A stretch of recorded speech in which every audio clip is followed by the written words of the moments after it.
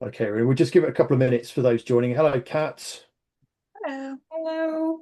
Good. We can see and hear you nice and clearly. So I'm going to give it another 30 seconds or so, just to let a few more people join, and then we will start things off. So hopefully you can hear and see me. Okay, there we go. Brilliant. Good. Fabulous.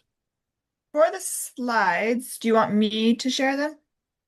If that's all right. Yeah, if you're happy to do that, you should have the Yep. ability to do that as a host. So yeah, brilliant.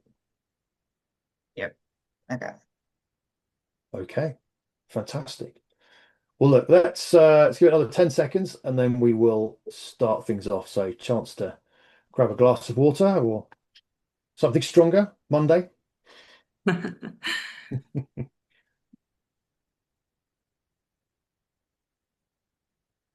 Good. Okay, I think we will make a start now. Just gone 2 o'clock, and obviously keen to get stuck in. So, good afternoon, everyone, and welcome. My name's Simon Newman. I'm the CEO, sorry, of the Online Dating and Discovery Association. We are the trade body representing the sector. Thank you very much for joining us today. Really looking forward to today's webinar. And before we start things off, just a couple of housekeeping rules, just to keep you in the loop of things like recording, for example. So we will be recording today's session. A copy of the recording will be made available to everyone who has registered. That includes those who are joining us live today. So look out for that. That will follow shortly after the webinar. Any questions that you've got, please use the Q&A function, which should be available on the bottom of your screen. We will make sure that we visit your questions during the session today. If we run out of time, then I'm sure that Kat or Arena will be more than happy to answer those questions afterwards as well. So please use that function. This is very much designed to be an interactive session as well today. So those who are joining us for the first time, as we said, that the ODDA is the recognised trade body for the sector. Our role is really about shaping policy, defining standards, and championing safe and what we class as authentic human connections in this increasingly digital age that we now live in. That shifting landscape that we've been talking about recently and on a lot of our LinkedIn activity is very much what we're here for today as part of this webinar. 2026, already nearly halfway through the year, the environment has changed rapidly since the last few years in terms of enforcement, particularly in relation to identity verification. And that's clearly one of the big focuses for us and many of our platforms for the next 12 months and beyond. And the question perhaps is no longer whether to upgrade your know your customer, your KYC approach, but it's about how you do it in a way that's compliant with the law, privacy preserving, and doesn't kind of impact your user experience significantly. So we know lots of people concerns around things like friction. So that's very much the conversation we're having today. And there's no one really, I guess, better to partner with to talk about it in more detail than Sumsub. And delighted to welcome Kat and Arena. So welcome this afternoon. And I wonder perhaps if you'd like to do a brief introduction. Yeah. No, thank you, Simon. And thank you for having us here. We're very, very excited for hopefully what will be a very interesting discussion. I am Kat Cloud. I'm head of government relations at Sumsub. And I'll let my colleague Arena introduce herself before we give a little bit of an update or a little bit of a background on who Sumsub is.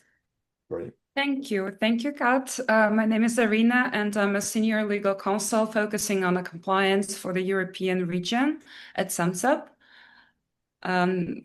Thanks a lot for actually having us today with the webinar. Thank you, Kat. Thank you, Arena. Amazing. I'll just quickly share my screen Brilliant. and then That's we it. can go into more details. So as Simon very kindly introduced, today's webinar is mostly focusing on fraud, trust, and safety in online dating. So just trying to figure out like what exactly are the trends that are happening, where are people going, what are the frauds that are currently occurring. So to kick us off on that, there's all of our beautiful faces. One key thing that we actually found at SumSub, so every year we conduct a annual fraud report. It tends to come out in October, November time. So it gives you a good idea of what's kind of been happening, what are the trends, where's the developments. And in last year's report, the most interesting trend that we actually saw was that the global fraud rate went down. So in 2024, it was 2.6%. In 2025, it was 2.2%. While yes, that's exciting, I'd almost hold your excitement. The key reason being that what we saw as the reason for that drop was because the type of fraud that has been occurring has now changed. It's no longer your very easy frauds that we kind of all think about. We're seeing a big change and more of a reliance on what we're calling sophisticated fraud. So this is multi-layered fraud where the fraudsters are using AI or are using advanced mechanisms or technology or skills in order to actually bypass the KYC checks. So the fight has almost changed. We're no longer kind of fighting to go against the easy types of frauds. Now we're actually fighting really sophisticated fraudsters who are using technology that we're all probably using as well, but for good things, they're using it for bad things. So before I go into more details and scare people more, a quick update on Sumsub, or sorry, a quick background on Sumsub. So we are a global identity verification and fraud prevention platform. We really focus on wrapping all of that up into one platform. So one of our kind of key things that you'll probably hear us saying is the power of one verification platform. This really focuses on making sure that all of these layers of integration that an individual consumer might have with the institution, Sumsub is there in the background. We're monitoring it. We're making sure that where a fraudster could potentially get access to your personal identifiable information, they're not getting that access anymore. We've built the barriers in place. We've ensured that they are protected and that your data is protected. So we really focus on kind of the first step is the user verification. We also do the business verification. So we do KYC as well as KYB. And then kind of going, once you've had that initial setup, it's looking at how is this user actually interacting. So in the financial services space, transaction monitoring, how are they using the funds? How are the funds flowing? Are there any potential fraudulent transactions, or is there any activity that might potentially lead to anti-money laundering? We're looking at that. And then finally, using all of that, we have the fraud prevention technology kind of built into that at every stage. So taking the information, taking the interactions that you have, or taking that initial user onboarding and understanding, okay, we're seeing this image or this passport that we know has been verified by CAT. We're seeing it for some strange reason pop up over here. Someone else is trying to use it. Let's put a stop to that and introduce the right barriers. So with that, going back to emerging fraud trends. So as I said in the first slide, what we really saw was a change to sophisticated fraud. I was not lying. Our data shows that we saw a 180% increase year on year in the use of sophisticated fraud. So just as a reminder, that's the type of fraud that fraudsters are utilizing AI or utilizing more advanced technology in order to bypass KYC checks or in order to bypass onboarding request. So again, 180% increase in that type of fraud. So that's really the key trend that we're noticing in the space. Another one, so we're kind of seeing two sides of it as well. So there's the individual type of fraud. So this is the fraud that we would kind of, as individuals, come across more often. These tend to be the Netflix specials that we've all probably watched. So this is kind of, some of these have not really changed. They've been similar to what we're all aware of. So it's things like identity fraud, someone who has been able to get access to your personal identifiable information and is then using it to conduct fraud. It's also a big kind of trend is more that synthetic fraud. So again, utilizing AI in order to develop a fake passport. So I know there was one AI platform that we've all probably used where up until a couple months ago, you could actually type in and say, make me a British passport, and it would make you a British passport. So it's utilizing things like that. And I think some of the ones that we're all kind of more aware of, scams, they continue to be a very popular, and I hate using that term when talking about fraud, but a very popular method for fraudsters to conduct individual type of frauds.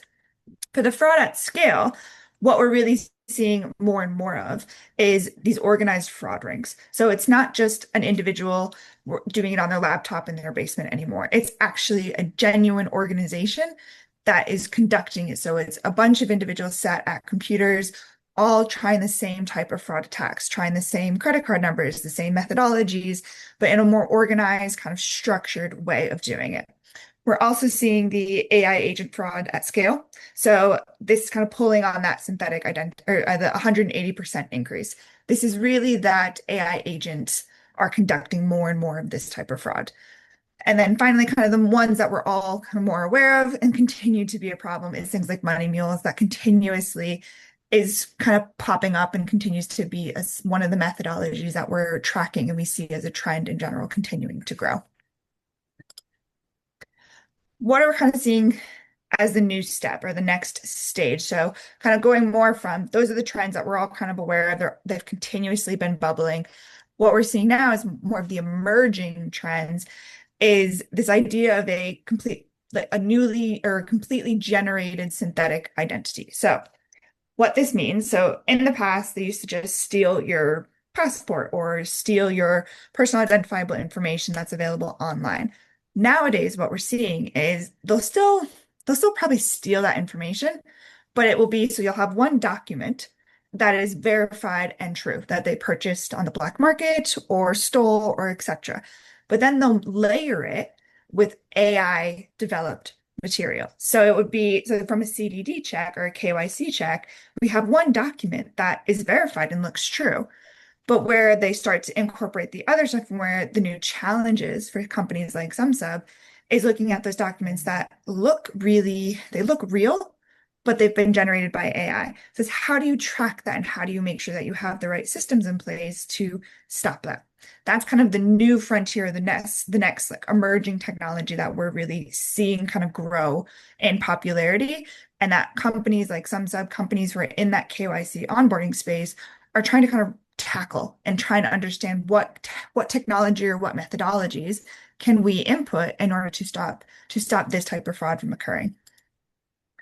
So that's when we talk about probably everyone's favorite topic is AI agents. So just a quick, sorry, going too fast. So AI agents, what exactly are they? It's a lot of those tools that some of us have probably used. I know I used it this weekend actually to book a flight. So it's where you put in certain parameters or certain information. The agent will then go and take that information and figure out for me for this weekend the best flight path or the best flights for the budget that I had set out, given the parameters that met my requirements. What we're seeing is we're kind of transferring that into more financial examples. So we're seeing that kind of as the next trend within the financial space. But from a kind of compliance side, what we're trying to tackle is looking at the tools that we have available. So understanding, okay, can you generate an image of this? I think we've all probably put that into ChatGPT at one point. It's understanding how are people using that to then create fraudulent documents or to create fraudulent identities. So we're looking at all of those AI agents and how they're going about that methodology in order to understand how can we fight that? How can we make sure that our clients are protected, our partners are protected, and that we're then also using that same technology and that same approach to streamline the process for these clients. So if they are under a regulatory regime, can we make it faster for them to submit their regulatory reports every year using an AI agent? So there's two sides to it. It's understanding how the fraudsters are using them, but then understanding how companies like us could use them to better protect users and also streamline the compliance onboarding that is required. What is our predicted trend for 2026? So like I said, every year we publish our annual fraud report. So everyone keep an eye out for November when we'll publish this year's report. Our kind of assumption is that this autonomous fraud is going to continue. So that kind of use of AI agents to build out the fraudulent schemes or build out the fraudulent documents that are then being used to bypass KYC checks. We have a feeling that's going to continue to grow, and we don't think it's just going to be a this year trend. We see this as the emerging trend for the next couple of years as AI becomes more user friendly for the everyday consumer, as well as it also just becomes a more, let's say, a normalized part of consumers' lives when they're interacting online. But also as we start to see more and more consumers continue to be online. We all probably know that the generation that is kind of coming up to that internet age, they are more and more online. So it's understanding, okay, if we're seeing growth in AI, we're seeing a huge number of the population is going to start to become more active online. How are those two going to kind of continue? How are they going to interact? If we could put our finger in the air and guess, it would be that it's going to be a growth in autonomous fraud. So it's going to be, for us, it's really focusing on understanding how the fraudsters are using that methodology, and then what are the parameters that we can put in place that allow consumers to still have access, still have the ease of use of online services, but are still protected and that they're not at the risk of having their information being stolen or being used for fraudulent reasons. But with all that said, what are the more challenges? So some of the key challenges include sophisticated fraud. So I've mentioned a couple of the techniques. So it's where the fraudsters are, and like we all know this, the fraudsters are always, they're always 10 times faster than we are. They're always more inventive and coming up with new methodologies, new ways to get access to this information. So for us, it's really understanding what are these fraud techniques and how can we make sure that we're protecting our consumers and protecting our clients. Fraud as a service is becoming significantly more accessible, especially with the growth and use of AI. It's 10 times easier than it was 2 years ago. And that is just going to continue as I think more and more, like I said, more and more individuals are using AI and relying on AI. The customer experience. I know that for a lot of industries, especially in the non-regulated industries, this is a huge concern. And it's a huge concern for us because we want to ensure consumers are protected, but we don't want to make what should be a 5-second customer journey into a 1-minute customer journey. So it's really going to be understanding and balancing really robust fraud prevention with a smooth user experience. It's a constant challenge, and it's one that I think as more and more industries become aware of the impacts of fraud, it's going to continue to be a really strong conversation, something that we need to work together across the board to figure out what are the best practices, what's the best path forward. So we ensure the robust fraud protection, but also a friendly and good user experience. And then finally, it's data. I think everyone is aware of the amount of data. So it's again, understanding what are the data protection requirements. Is the company kind of aligning with those? Do we have robust protections in place? And just understanding that for data as it grows across the world, data is going to be shared. People are global, people are continuously moving around. So what's the best path forward to, again, protect consumers and protect the data that they choose to share with any KYC provider that they choose to work with? So with that, kind of summing it up as one of the final slides about Sumsub, one methodology that we've really taken to try and ensure our platform is as robust as possible is turning away from this one point of KYC verification. So it's not just reliant on your passport. And I think a lot of us have probably started to see this over the last couple of years where you have to provide your passport and 2 documents to verify some other element of who you say you are. That is going to, I think, continue to be a growing trend, is that more and more KYC providers want to get, so while they take a data minimization approach, they also want to have more options to allow consumers to provide different ways to verify that they say who they are. So it's not just things like your bank statement to prove your address or your birth certificate to prove your birthday. It's going to kind of broaden that out to, again, ensure that the user experience is as best as possible, understanding that we're kind of moving away from where it's a regulatory requirement to do KYC checks into it's actually just good practice to do a KYC check. And having the kind of access to different types of verification is really the best path forward, at least from what we've found in our interactions. I think one topic that I know for those who are listening, if you have seen the invite yet, but we're going to be doing another webinar with Simon on specifically on deepfakes, because I know that's a very, very contentious and very popular thing to talk about right now. Like I said, in our identity fraud data, we always do a deep dive into deepfakes as well. It's actually a very big area of our business, given the impacts it has on identity verification. And in our most recent data, we actually saw that they increased 300% year on year. And that's a global number. That's not just specific to the UK or EU. That is a truly global number that across the board, deepfakes continue to be kind of the go-to method for fraudsters to get access to information or to use it in order for consumers to be harmed in multiple ways. So we'll be going into more detail in our next webinar on deepfakes, but I did just want to quickly touch on it during this session right now. And then fraud detection, big part, and one that I would really love to kind of continue the conversation on is there's 2 sides of it. And like I said, kind of earlier in the slide deck, there's the onboarding side, which is just kind of the like where you're providing your birth certificate, you're providing your face, your passport, that type of information where you're kind of, you're collecting the initial verified information to create the profile on Cat Cloud. We then go into the continuous monitoring, and that's really where the fraud prevention kind of strongly comes into play. It's understanding like, what is my behavior? They probably understand that I live in London. So if I'm not in London it might raise a flag. It will also probably understand that I tend to log in through my mobile phone more often than logging in through my laptop. It's going to understand that type of information. It's going to make sure that the device that I'm using has the necessary protections so that my data is protected. It's also understanding looking at any of the transactions. So again, more in kind of the financial services side of the space, but understand how am I spending my money? If there's any, for lack of an example, if there's a suspicious crypto transaction, it might flag it as something for the like Sumsub's client to review and raise with me particularly. What we also see a lot of times is the continuous monitoring of the different documents that we initially collected during the onboarding phase. So this is where that deepfake detection really comes in. So a lot of times they'll take a scan of my face, and then what they're actually, so obviously they're holding the data about my face and they're looking at my face to make sure it matches. But what is more powerful is the data behind me. So you guys can't see my background right now, but normally you can see my curtains and I have a window and you can see the color of my curtains. That information will be stored. And then let's say someone tries to take my photo, but superimpose their face and their image onto me. What Sumsub would track is the data behind me. So they would see, oh, this is interesting. This person has the same curtains, the same streak of light, or the same windows, or the same paintings.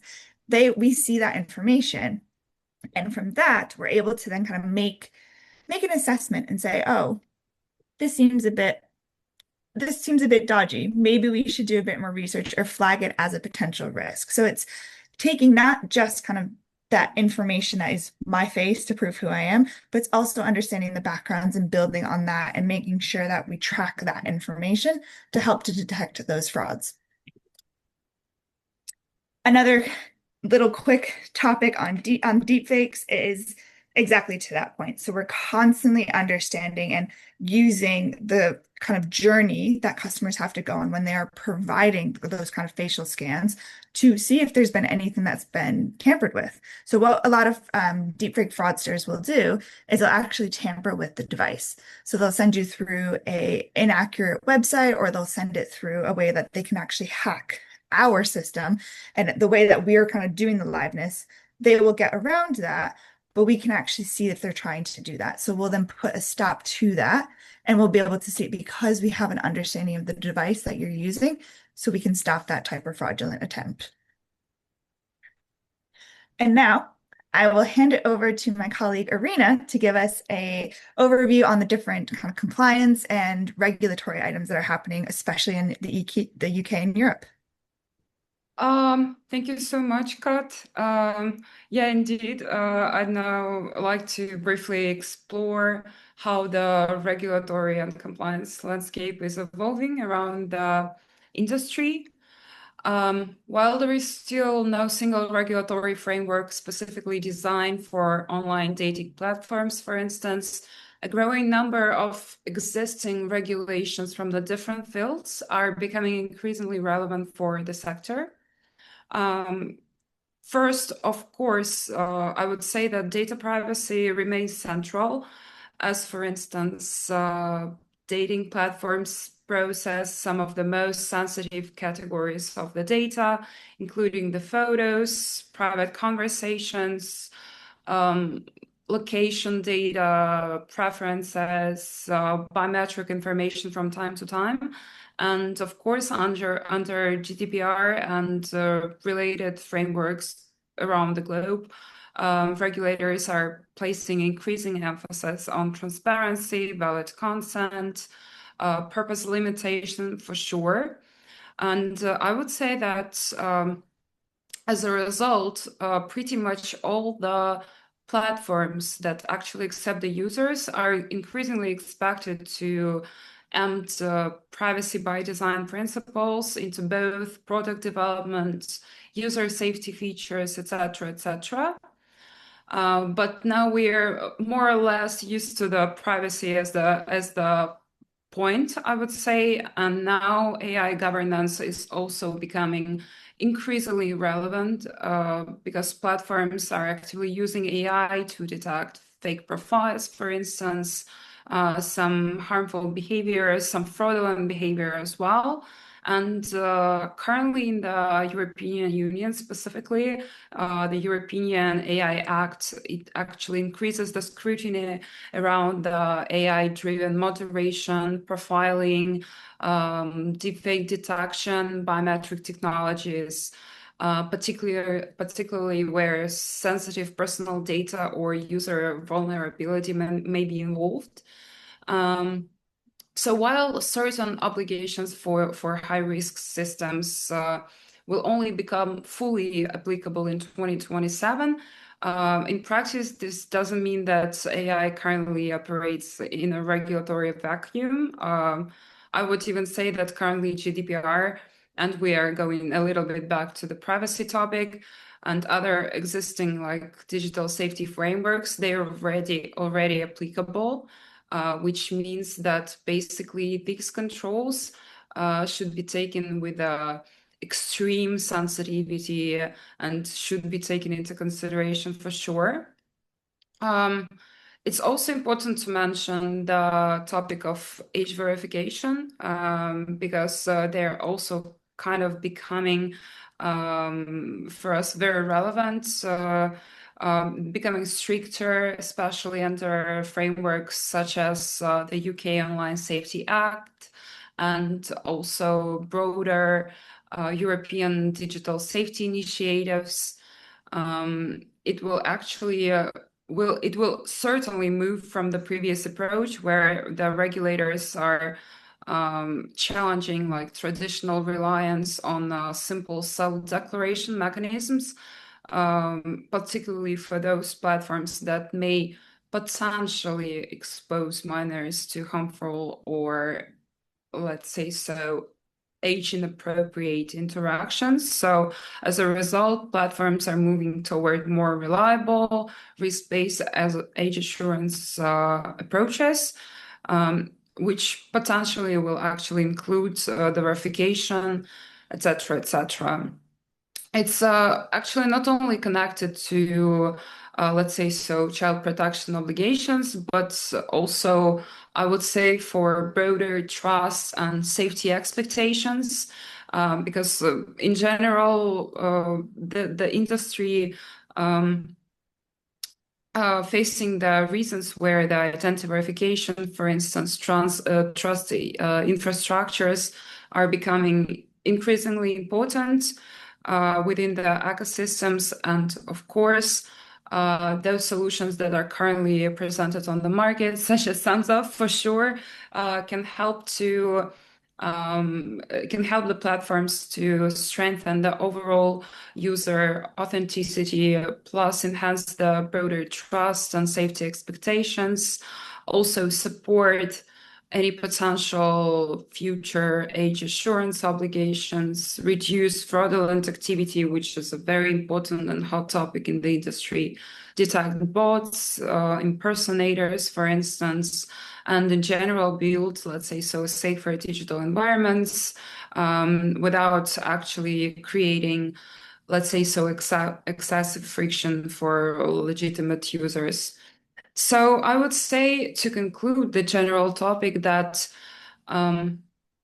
currently the regulations around the industry, they're expecting from the stakeholders, from the market players, from the platform themselves, not only react to some kind of the situations where, for instance, abuse, fraud, or something is happening, but actually to proactively build, let's say so, a safer, more transparent, more trustworthy digital environment. Amazing. Thanks, Irina. And I think that actually wraps up the presentation that we had prepared. So I think we can open it up to some questions. Yeah, fantastic. Thank you both. Absolutely superb. I mean, I've been writing down some notes here, but some quite scary statistics that you talked about there, Kat, and also as you're saying, the increasing sophistication of criminals looking at constantly ways of trying to get around measures that are put in place to prevent some of these things happening. We often refer to it as whack-a-mole. Often we Exactly. try and or regulation tries to sort of stop people at one element of fraud and accidentally or creates sort of another opportunity where they can end up trying to target users on a variety of different platforms. So really interesting some of those things. I just want to perhaps go back. There's a question I was interested in hearing your thoughts on. You talk very much around perhaps aimed at Arena first of all. We talk a little bit about this evolution of the regulatory landscape. In the past, one-time checks seem to have been acceptable as a way of verifying age or identity, but that's changing now, and it's about this continuous kind of improvement or this continuous monitoring to make sure that the person is who they say they are. I just wonder if it's anything else you can add to that, because I think that's a really interesting development, which effectively to me says that regulators are no longer going to accept what we've been doing perhaps a year or even 2 years ago. It's a different environment now. Yes, absolutely it is. But I would say that in general, the digital space became different if compared to, I don't know, 10 years ago. And of course, there is still more transparency pretty much everywhere because I know previously, of course, you didn't have a need to be verified, for instance, to get some kind of, I don't know, crypto services or something like that, or fintech. And in general, the direction is moving to transparency, and the same is happening with the dating as well. And of course, I would say from another perspective, it actually adds some trust because even when we're talking just in general about the dating industry itself, I think that some of the users may actually choose the space to be, let's say so, verified and trusted because, of course, we know all these stories about some fraudulent activities, some scams, like Roman scam is also like what it was very like on the it was one day became kind of the hot topic and everyone was discussing it. And I believe that currently again, yeah, the people would be glad if the industry itself can be, trustworthy, let's say so. Yeah, and I think that's a really interesting point. I know some of the research we've been looking at, our research in residence, Lauren, has done a fantastic bit of research about what she calls the sort of verification paradox, where on the one hand, users want more in the way of verification because they feel more trusted, there's an element of trust behind it. But equally, there's a balance or a trade-off about how much personal information they're prepared to hand over, because they're worried about where does that data go, who uses that data, and does that sort of have a negative impact on them as well. So it's an interesting debate. And I guess the other point I just wanted to introduce there as well was this point about friction. So I mentioned at the beginning, that's something that I know our members have expressed some concerns about, something we fed back to Ofcom here in the UK in relation to the consultation on the age assurance or highly effective age assurance. We know that some platforms have experienced quite significant levels of friction as a result of that, users dropping out of that onboarding process. I just wonder what your thoughts are on that, because that's clearly potentially a barrier for a lot of people. I think for us, I would definitely agree with that. It's definitely one of the challenges that we're continuously working with more and more industries. Because for Sumsub, we started over 10 years ago, and we initially really targeted the crypto market because we saw it as one of the most untrustworthy elements in financial services that was growing rapidly. And we've now made the decision that it's not just financial services that really need this, it's actually the non-regulated space. So we've done kind of not a 180, but we've now kind of spent the last 18 months really focusing on that non-financial services space. And it's for them, the challenge is exactly that. It's a friction. If a customer, so I have previously used dating apps, if it took me 10 minutes to go through and create my profile, I'm less likely to actually complete that journey. I'm more likely if it's super quick, I just have to post a couple photos of myself. So it's as Irina said, it's trying to balance that trustworthiness and kind of seeing more people be interested in that and having that verification side, even if it is just a tick next to their name, but just having that while also balancing that we don't want it to be something that takes too long. We don't. But I think for us, what it really comes down to is just understanding the risk appetite. So for a market, potentially for dating, we may not need 5 points of verification from every single user. It might be two. So that way we can still say, yep, we feel confident that this person is who they say they are, but we don't need it like what we need whenever a big transaction is being put through by a bank. Like it's really understanding for all of these different markets that don't have that regulatory obligation, what is the right risk appetite for this industry so that they can feel and that the consumers who are interacting with this industry also can feel that they trust it and they're going to continue to use it going forward. Brilliant. I think that's a great point, isn't it? Risk appetite, risk management, and how you deal with it. Fantastic.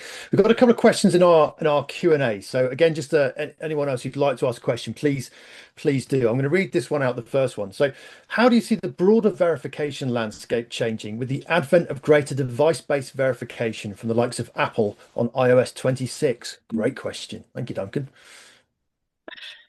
I can take a stab in an arena. If you want to jump in at all, please definitely feel free to jump in.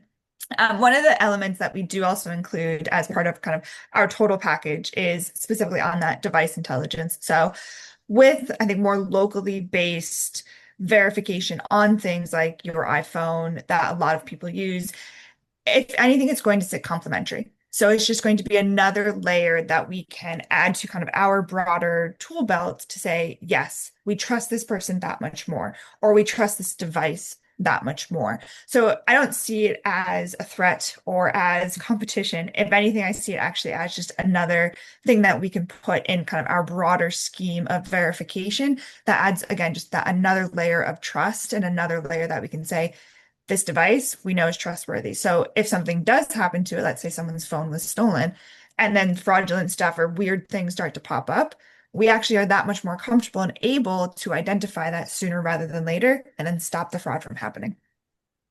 Brilliant. Absolutely. Arena. Yeah, I will just add a teeny tiny point that, again, for instance, a dating platform as well as any other platform may still need to assess whether a verified user is actually engaging in some fraudulent or scam behavior, operating multiple accounts, using some emulators, or participating in coordinated fraud networks, for instance. So that I believe that at the end of the day, the future will be kind of hybrid. So, of course, some of the technologies will be used for the initial verification, but again, the monitoring of the overall behavior is very important. And as a result, in fact, the industry then may shift from, can this person just prove who they are, to generally like, can this ecosystem continuously assess whether the interaction is, again, trustworthy? Brilliant. Thank you both. Really helpful. And again, great question. The second one, I'm going to read this in full because I think it's really relevant, and it talks about, in effect, different size of organizations. So I'm curious about how these regulations apply to small platforms. So here we're talking about under 100,000 daily users. As a small business, it's incredibly hard to keep up with all the regulation. We are not lawyers and can't keep specialists on the books, and expensive to implement multi-level checks or indeed to hire a third party to carry out checks for us. We work hard to detect fraud within our own systems, but can't match the tech used by the big platforms.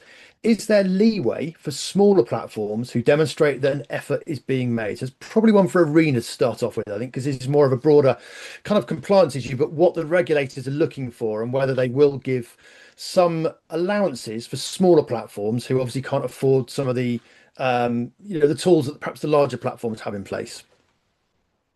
That's actually a very important point. But I think that the regulators are kind of aware of this challenge, especially for like smaller platforms, because the same actually is applicable to pretty much all the industry that is regulated either directly or indirectly. And in practice, most regulatory frameworks let's say, so at least somewhat risk-based and proportionate, so that the regulators generally do not expect a small platform with obviously limited resources to implement the exact same controls or huge infrastructure as a major global platform, for instance.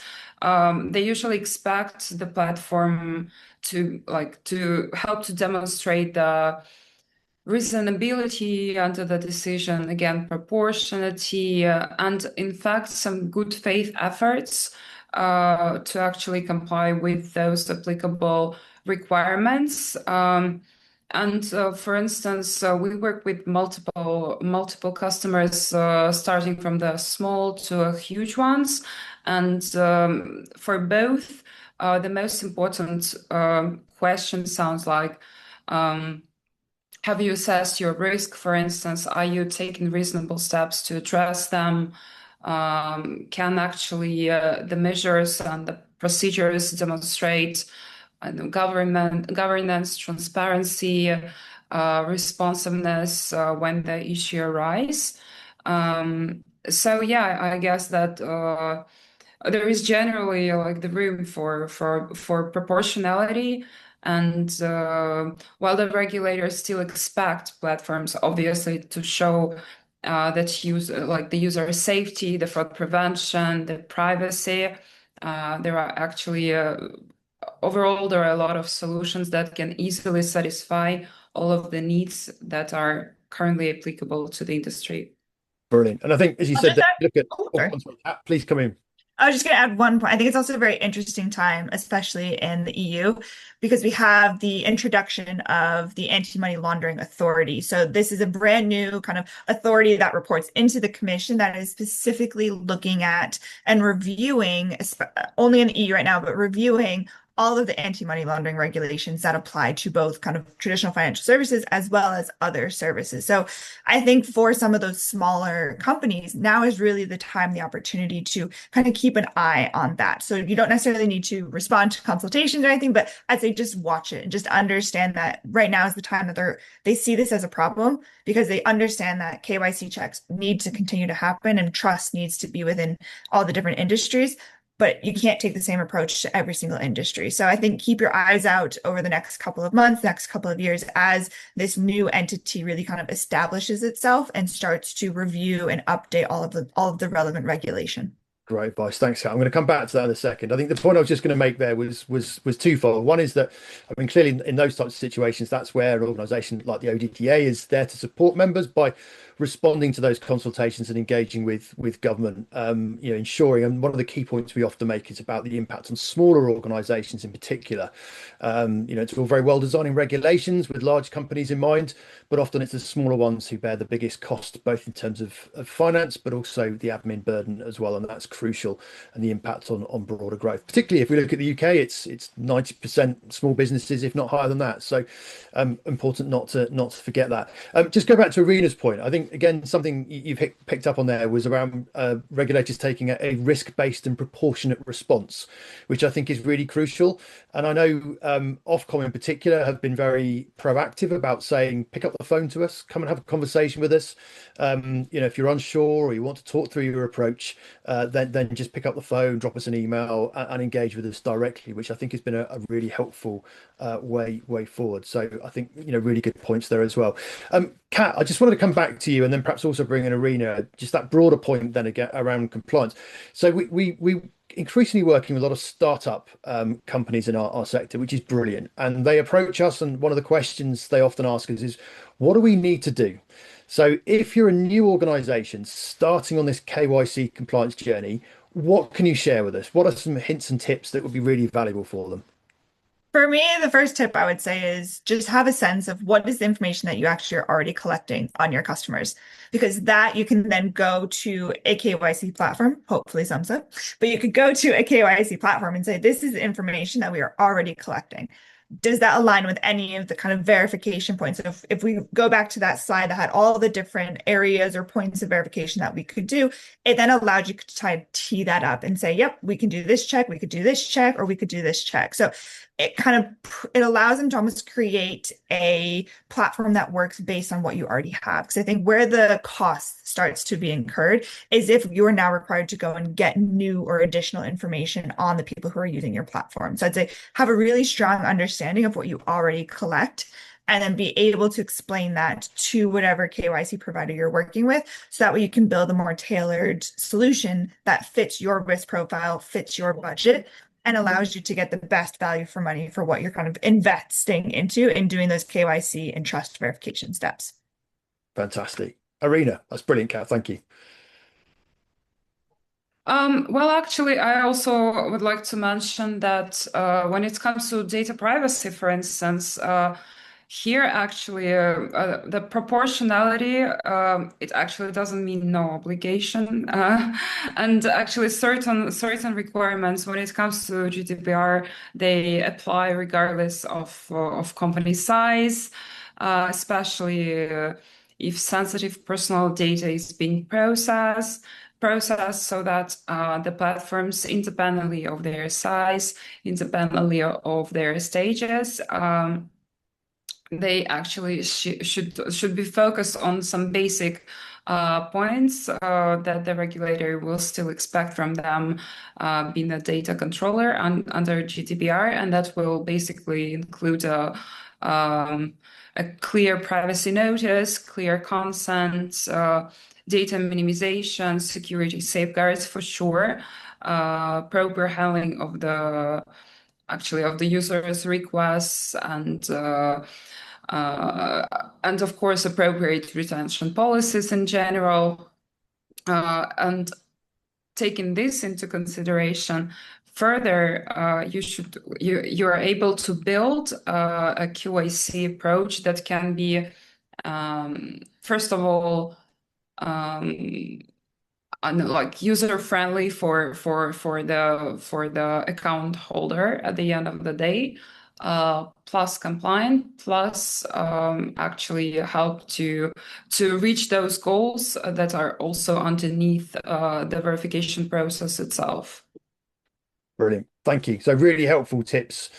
As you said, I think the primary thing isn't it understanding the data that you are effectively collecting on your customers and then building it around that, which I thought was really good. One of the things you pointed out, perhaps the earlier part of your presentation, Kat, was about something we call reusability. So again, we know statistically that when people are using dating apps, they are most likely to use at least two, and clearly from a friction perspective, users don't want to have to go through one onboarding process and verify their ID, only then to go onto another platform and use, or go through another one. And again, that adds friction, it adds concerns around privacy and so on. You mentioned there about usability or reusability. And again, is that something that's achievable with what you're doing at Sumsub? 100%. So it's actually one of the products that we do provide is what we call reusable KYC. And it's a growing topic of discussion within the KYC Definitely. conversation globally. I think there's definitely some markets that it's going to be significantly easier to implement. So I would argue that dating or kind of like any app that you're trying to reach out or meet new people, it's a great use case for something like a reusable identity. Whereas even though I would personally love it in the banking world, it's slightly harder because of the additional regulatory requirements. But I think it's definitely one area that, and it kind of goes into that friction point as well. Like if we know for a fact that consumers are probably using two dating apps and we don't want to put them through something twice, let's just do it once, but make sure it's really good, it's really verifiable. I think where the requirement would then be on is the individual companies. They would then have to have an agreement that they're willing to kind of rely on someone like Sumsub conducting the verification and then providing it to them. So it's not just Sumsub being able to do it. We would also need the support of the industry and the big firms in the industry, as well as the smaller firms, to have those conversations and be comfortable sharing the data, but also being comfortable that a third party is the one actually doing the verification for them. Definitely. Brilliant. That's really helpful. Thank you. No, I'm glad you said that. I'm going to kind of imagine we have a crystal ball now and look towards the future a little bit.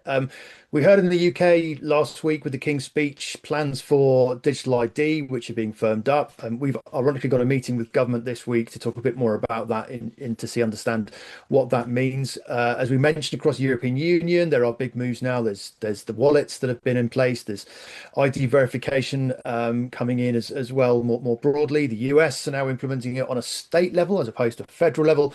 Other jurisdictions around the world all seem to be moving in this direction. I really welcome your thoughts. What do you think is going to happen over the next 6 to 12 months? If you can, particularly in relation to our sector, but I'm just kind of keen to get your thoughts as experts in the field here. What, this will help people plan, I guess, in terms of what to try and do and invest efforts and money in.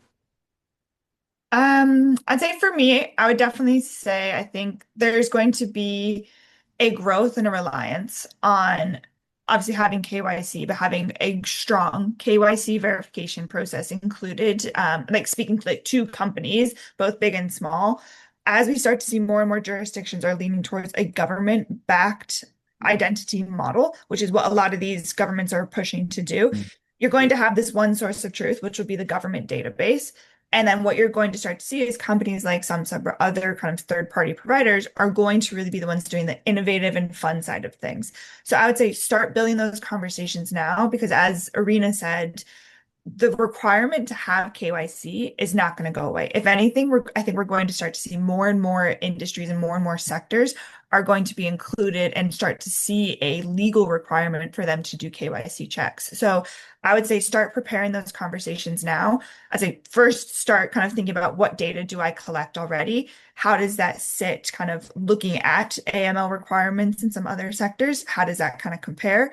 And then start reaching out and having those conversations with the likes of these KYC providers to understand how it could fit into your business. And I'd say for the dating world, because probably the biggest concern is that friction element, start having those conversations sooner rather than later, especially if something like a reusable KYC could be a solution to the friction point. It's going to take time to get an industry-wide reusable KYC. So start planning ahead now and start thinking, what are the ways that I could do it, or who could we partner with to try and push that agenda forward? Brilliant. And I think part of that as well is about education and awareness. Exactly. So ensuring that users understand why these processes are now required and the benefits of them, so that they are hopefully more comfortable. And over a period of time, naturally one would expect they become more used to these checks as they become familiar in every type of sector that's out there, whenever you're engaging with sort of others online or elsewhere. So no, thank you for that, Kat. Irina, crystal ball time for you now. Tell us, what does the future look like? Well, yeah, as I've already mentioned, I truly believe that we're still moving towards a full transparency, something like that, and anonymized accounts will actually move away, especially when it comes to dating, perhaps similar to what happened with financial institutions, because I know 50 years ago there was no need to verify your users that strict. And of course, the development of the digital identity schemes, they are also, let's say so, of course, making sense for overall development of pretty much everything. However, while digital identity and transparency is a huge trend, it still should be mentioned that ongoing monitoring, or for instance, behavioral analysis, the same fraud detection, some risk-based controls that are actually triggered after the fraud detection are also essential for pretty much all the industries, and necessary to be implemented to respond to evolving threats throughout the overall user life cycle, something like that. So, but still full transparency at the end of the day. That's what I'm expecting. Yeah, and I think it's interesting if we look on the other side of the world and we go to Australia. Of course, they have the online dating safety code, which is a voluntary code, but quite interesting. One of the requirements there is for platforms who sign up to that is to produce a transparency report I think it's either 6 months or every 12 monthly. And again, I think as you say, there's going to be that demand. We know the UK government looks very closely at what Australia does. So I'm sure there'll be ongoing discussions around that transparency side. We know Ofcom are also publishing a report later this year on its first year of age verification and how that's worked and some of the lessons learned from that, which we're really looking forward to seeing as well. So I think transparency is really interesting, isn't it? And as well as changing behaviour from consumers, which we are increasingly seeing as well. So that's been really helpful. Again, just sort of looking to the future and some other areas, I think, which I'd welcome your thoughts on. You talked about kind of the types of fraud that are prominent at the moment and the ones that are changing. What do we think again in perhaps the next couple of years are the big threats for platforms from a fraudster perspective? They're already one step ahead of us in some ways. What do you think they're currently working on? And are there things we can do now to try and kind of prevent some of those things from impacting our platforms?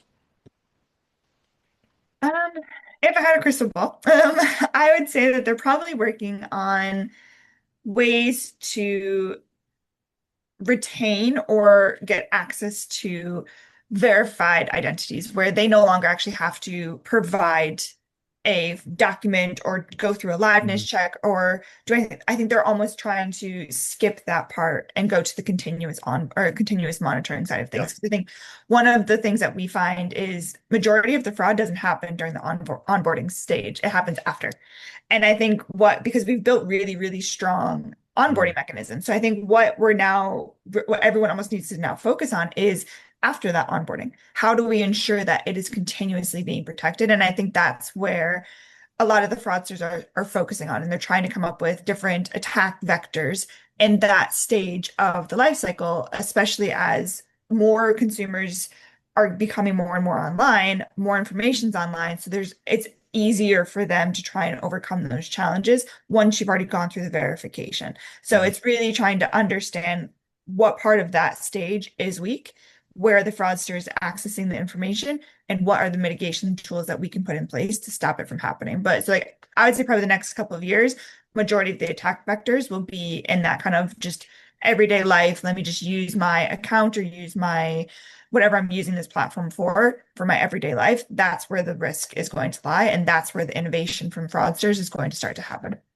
Brilliant. Yeah, I think that's absolutely right, isn't it? We've started to hear stories, not in our sector, but to get around some of the onboarding processes, particularly with the scam centers in the Far East, where they are trafficking people in, using that traffic person to get through the onboarding process because they have a passport. They will pass through any selfie check or anything like that. And then, of course, once they're through that process, that individual's removed and the fraudster then takes over the account and is able to commit the fraud from that way. So you're right, it's that continuous monitoring undoubtedly is going to be really, really crucial all the way through that process. Brilliant. Thank you. Well, look, we're coming to the end. We've only got a couple of minutes left, and I'm going to kind of give you a last word each. But this has been a fantastically helpful webinar. Really looking forward to our next one, which we'll put some details out. Again, we're going to be looking at deep fakes in a bit more detail, which is a really interesting area. Also, your details as well, we'll make sure are circulated with copies of this webinar, and please encouraging those who are joining us today to reach out to Kat and Arena for some more information about how Sumsub can support you. But if I start with Kat, going to give you the final word. You've got a sort of a minute or so just to give us some final thoughts, and then Arena just to finish up. I think for me, KYC and the online dating and discovery space, there's huge potential for it. I think it's also a really good market that a lot of people don't necessarily think could be the ones setting out the best practices. But I think that's kind of our unique position, is that it's a market that a lot of consumers have interacted with and a lot of consumers will continue to interact with. So it's one where if we can get it right and if we can collaborate, share ideas, work together, it could be a really, really strong tool for best practices and development within the space, and arguably make it one of the most trustworthy industries that consumers are interacting with on a daily basis. Brilliant. And just to add to that, we're putting a working group together, aren't we? Very shortly, which will be focusing on some of these issues. So watch out for that, opportunities to get involved, and we'll be in contact with further details. Arena, last word for you. Well, actually, I totally agree. And overall, I think that the direction is now quite clear. Like trust, safety, identity are becoming like core parts of the online dating ecosystems rather than an optional features.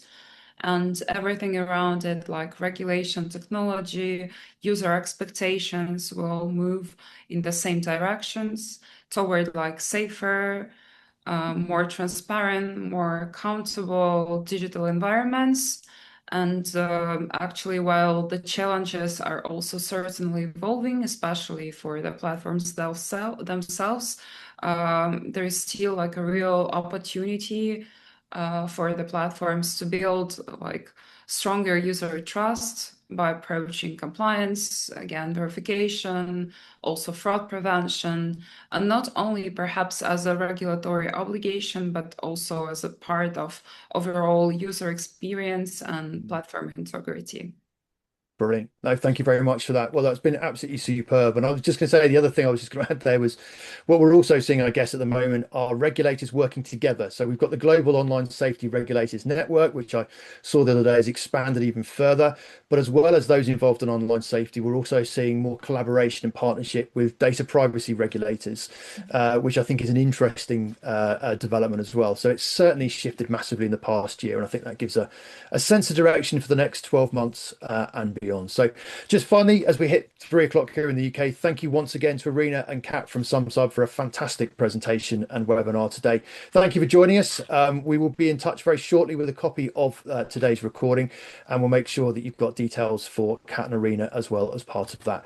Thank you once again, and have a rest of the day that's hopefully very enjoyable. Thank you.